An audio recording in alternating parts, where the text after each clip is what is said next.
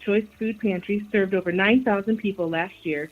Find out more online at sabloomington.org. Enel is a clean energy leader in North America and is working to electrify the economy and help build a net zero carbon future for Illinois. They're proud to be the exclusive sponsor of the WHOW WECC McLean County Community Spotlight. Your friend in Central Illinois. WHOW. Top of the morning. Thanks for being with us. I'm your host today, Seth Lawrence. The WHOW Morning Show streams to Facebook and YouTube, brought to you by Peterson Insurance, your Pekin Insurance agent in Clinton. My guest in studio today is Paul Skowron, CEO of Warner Hospital and Health Services. Good morning, Paul. Good morning, Seth. Welcome to summer. How has your summer started out?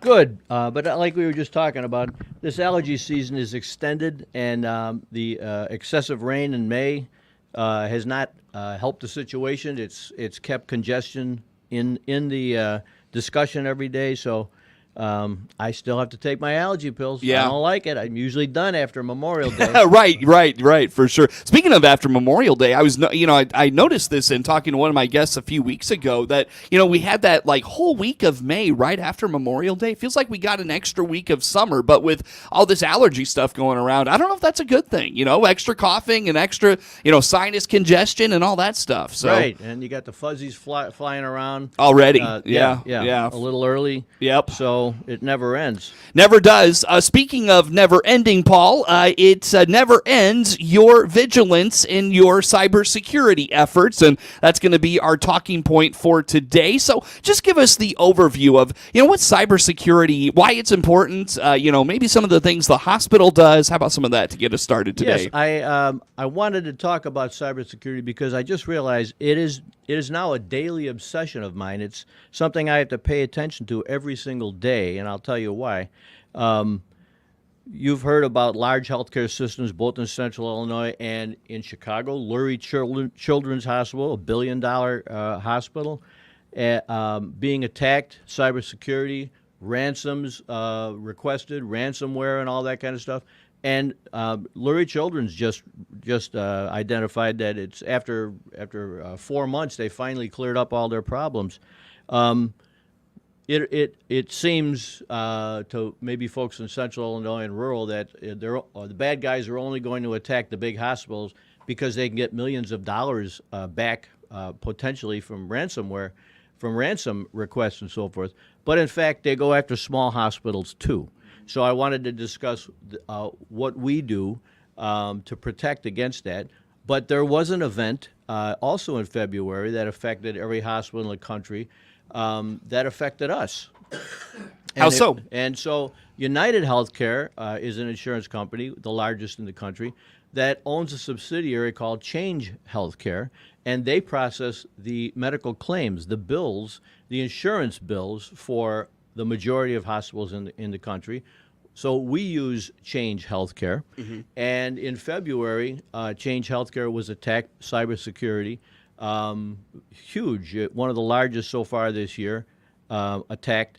And they had to shut down their billing system. So that means we could not process, a small hospital like Warner Hospital could not process bills. This did not give the bad guys any access to our patients' personal information. Mm-hmm. It just stopped our use of that billing system. And so, fortunately, Warner Hospital has built cash reserves over the years where we were able to withstand 60 days of not being able to send any bills out. Really? But there are many rural hospitals in Illinois and across the country that didn't have the cash to go 7 days without being able to send out bills. You don't send out bills, then the accounts receivable starts building and the cash isn't coming, it starts drying up. So we were well positioned to withstand that. But thousands of hospitals had to borrow money from their local banks, or the government held Change Healthcare and United responsible, and so United was lending money to these hospitals. So that's an example of how even the smallest hospital can be affected by these cyber attacks. Yeah. So I've got a question. When something like that happens, whether it's a small hospital like Warner Hospital and Health Services, or a bigger healthcare system, say in a major place like Chicago, New York, somewhere of that nature, do you have to play ball? I mean, and give these people what they want? Is there training on how to handle situations when there's a cyber attack and that sort of thing? Yeah, so you have to decide if you want to play ball or not, but you had to be proactive first in deciding how much backup you're going to do of your patient data. So our position is we will not be playing ball, and I don't think any of the bad guys would individually come after us, because the amount of money they could get, we're just so small it wouldn't be worth their time. But we assume that they still will come someday, and so we back up a couple times a day, so that if they said we've got your data, well, that's fine. We will back up. We will shut everything down and reboot and start from scratch the very next morning. We're not concerned about that, but it still can happen. So we had to be prepared for it.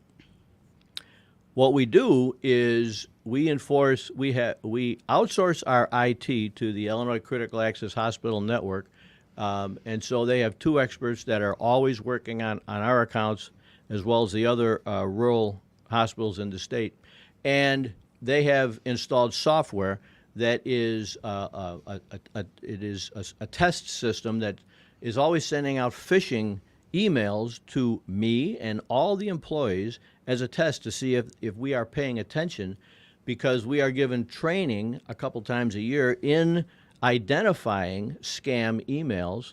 And so these tests are sent out randomly.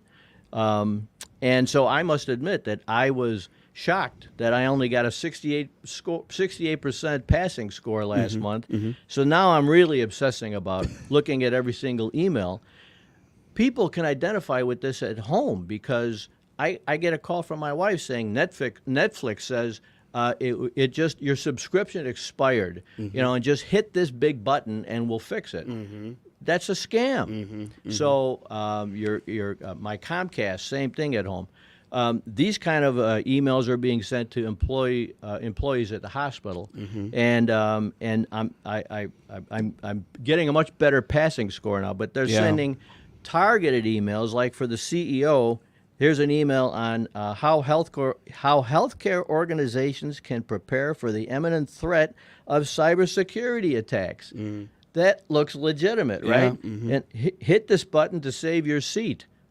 These are the bad guys, and they're using cybersecurity to get my attention. That's really kind of genius. Yeah. And if I'm asleep at the wheel, because I get maybe 200 emails a day, I'm deleting the ones that I think are junk. I hit this, and then I've given them access to the hospital. Well, so and we have to be so vigilant. Yeah, and that's the other part. I didn't even think about them targeting, your other staff, administrators, your nurses, support staff, those types of folks.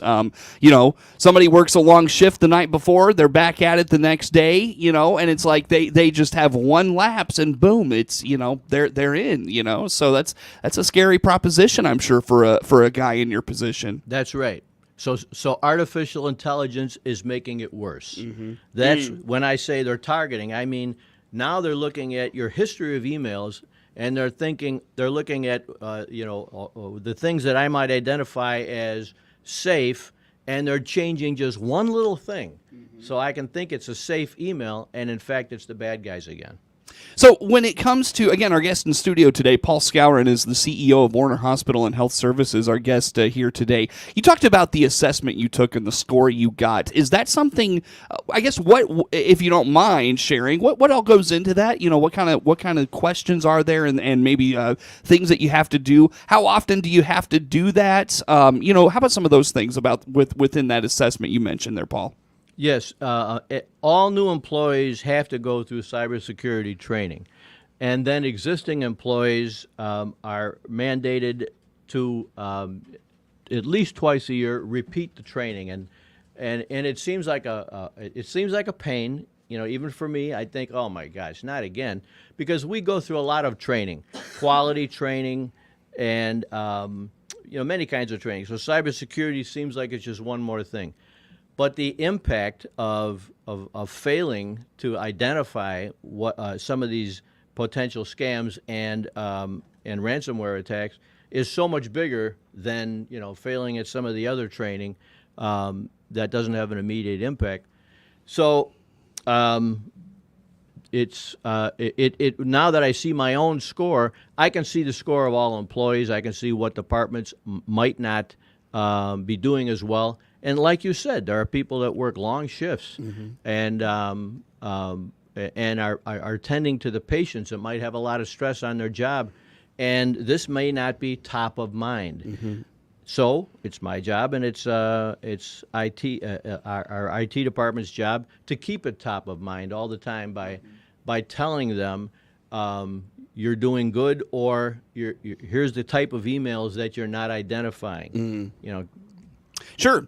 Well, Paul, I'll tell you what. Let's take a break here and come back with some more. Just in general, folks, where do they go to learn about all things Warner Hospital and Health Services? Our Facebook page is very popular. It's another target of ransom cyber attacks is Facebook post pages and such. All social media. Yeah, for sure. So always got to be on your toes. Paul Skowron, CEO of Warner Hospital and Health Services, our guest in studio. More to come with Paul on the morning show.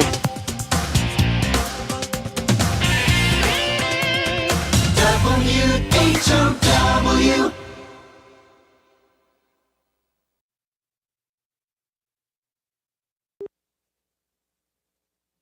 Let's check the opening numbers now at the Chicago Board of Trade on this Wednesday. Jim Taylor, RFD Radio Network. Corn starting the day steady, beans higher, and wheat opening slightly higher. July corn, $4.42, down half a penny. September corn, $4.48 3/4, up half a penny. And new crop December, $4.62 1/2, up half a penny. July beans starting the day, $11.86 3/4, up 7 3/4. August beans up 7 1/4. $11.84 3/4. New crop November, $11.60 1/2, up 4 1/2. July Chicago wheat, $6.59, up 3/4. September wheat, up 3/4, $6.80 3/4. December wheat, $7.06, up 1/4. July bean meal, $3.58.30, that's up 3.20. And July bean oil, $43.79, up 17 cents. Opening numbers at the Chicago Board of Trade on this Wednesday morning. Jim Taylor on the RFD Radio Network. Here's owner Dave Jackson at your Clinton Save-A-Lot, Fighting Inflation 2024. I look at every cost increase, every suggested retail price, and many times I'll go with the suggested, it depends, or I'll not go up as much, won't go up at all. I just can't raise things as fast as the market is going. I can't do that, and I look at that and go, how can we sell this for this retail? This is crazy. Dave fights inflation every day at your Clinton Save-A-Lot. Hope to see you soon. Allergy season is here, and our Warner Hospital and Health Services walk-in clinic inside our family medicine is here to help. No appointment, no problem. Find out more by clicking our icon at DeWittDailyNews.com. Ramey Miller from Run Deep Coaching. Take your power back. I do holistic personal and business coaching. My service is virtual, so we can visit no matter where you are. Find out more by clicking my icon at DeWittDailyNews.com. That's DeWittDailyNews.com. Your friend in Central Illinois, WHOW. Once again, a good morning. Thanks for being with us. I'm your host today, Seth Lawrence. The WHOW Morning Show streams to Facebook and YouTube. It's brought to you by Peterson Insurance, your Pekin Insurance agent in Clinton. Again, Paul Skowron, CEO of Warner Hospital and Health Services, our guest in studio for today. Paul, let's dive into an update on some of these projects going on at your facility. And I must confess, I know that parking lot is done, but I've driven by it, I feel like 1,000 times, and I haven't even stopped to notice, are people parking there yet? Can you do that right now? So we have the providers or the doctors and the specialists that come for the specialty clinic parking there. We have not opened it for patients yet because we didn't get the entrance built specifically for the patients so they can come in from the west side directly from that parking lot. And that is because the estimates that we got were over budget, and I'm just not going to spend more on an entrance than I spent to actually create the parking lot. Okay. So we are starting from scratch, and we just had a review with our architects and a very streamlined and simpler but more efficient entrance right in the middle of the wall that goes from the parking lot into the specialty clinic will be used.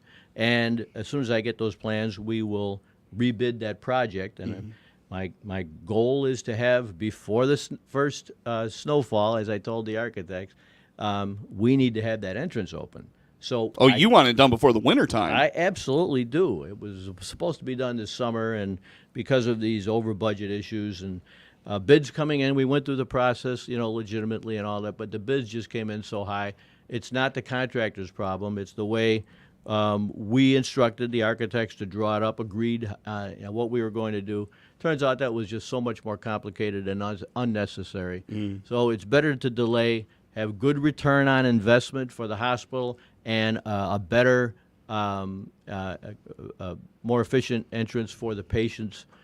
Let's get that done before the snowfall. What will change this time around in terms of what you hope to see? Like, will the design change? Will the layout change? What will change is that we will not have a cover between family medicine, a covered and heated and air-conditioned entrance between family medicine and the hospital.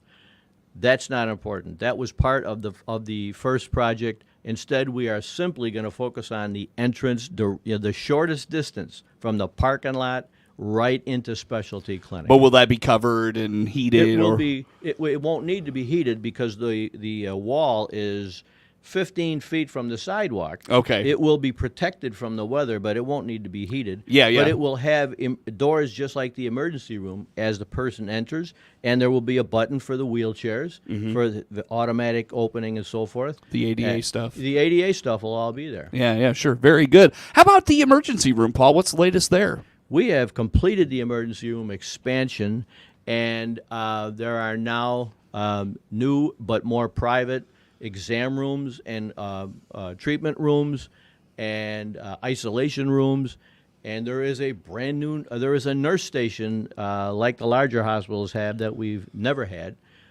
So it has become much easier to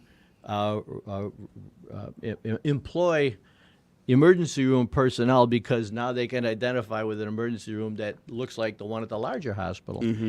What's also great about it is that the agencies that we work with, such as in behavioral health, Heritage, and folks like that, have been there and see that we can give better targeted services to their type of patients, whether it's in mental health or substance abuse.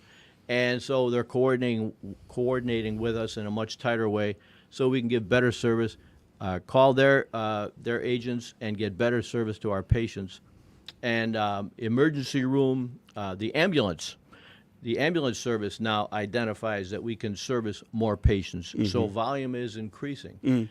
People that have to come to the emergency room are given constant compliments on the larger waiting area and the fact that they can now see what's going on in the emergency room. Yeah, well, that's part of the return on investment, right? That's right. right. It's just a ripple effect. You improve the design, you improve the convenience factor, and more people are going to come, and that kind of on its own helps pay for itself, if you will. Indeed.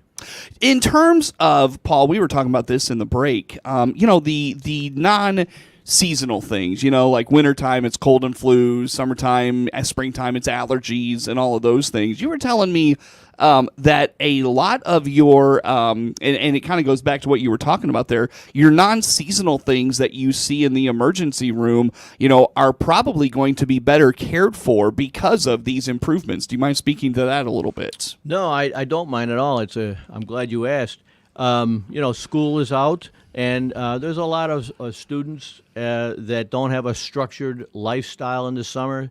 So there is more. They have a more tendency to have access to the fentanyl, the drugs, substance abuse issues come up, and so those things, as well as mental health issues, if they don't have a structure, and they're spending too much time on social media, being negatively affected. There's depression and all kinds of things like that. So we're seeing more of those events, which are, as you say, non-seasonal, during this, as we go into summer. And I just feel good. I feel so much better that we are structurally better able to service those type of patients now. Sure, very good. Well, Paul, anything else on your facilities? Anything we haven't touched on you want to put out there for us? No, we talked about that entrance for the specialty clinic and the emergency room. And so there is that emergency building out on the east side of town, out by the fire chip and the Donnelly building. That is 98% done. So the emergency trailers that are on campus right now in the next couple of weeks are going to be moved out to that facility. And that will enable us, the whole point of that is FEMA had recommended that years ago, so that if there was some kind of an event on the hospital grounds, like say a tornado, all the emergency equipment would be stored a mile away from the hospital so we can access it. Mm-hmm. Very good. Paul, 1 minute. Anything you want to mention going on within the hospital, programs, things to talk about, anything there you want to put out there for us today? Our wellness center always has great activities. Our Alzheimer's Association Caregivers Support Group is on the second Monday of every month from 11 to 2. Kelly Burton is doing a wonderful job. She's at extension 3275. Maureen Wilson is also working with her. She's our nurse practitioner. And on the Wellness Center events, we've got 2 Matter of Balance classes underway and very popular with the community. Safe Sitter classes on Saturday, June 22nd and Saturday, July 20th. Both classes are held at the Wellness Center from 9 till 3. Again, contact Kelly Burton, extension 3275. Easy enough. Paul, best way for folks to follow along with all things Warner Hospital and Health Services. We've got a good website, but in addition, our Facebook page is popular. Paul Skowron, CEO of Warner Hospital and Health Services, my guest in studio this morning. The morning show streams to Facebook and YouTube. It's brought to you by Peterson Insurance, your Pekin Insurance agent in Clinton. We're live online all the time at DeWittDailyNews.com. Network news comes your way now.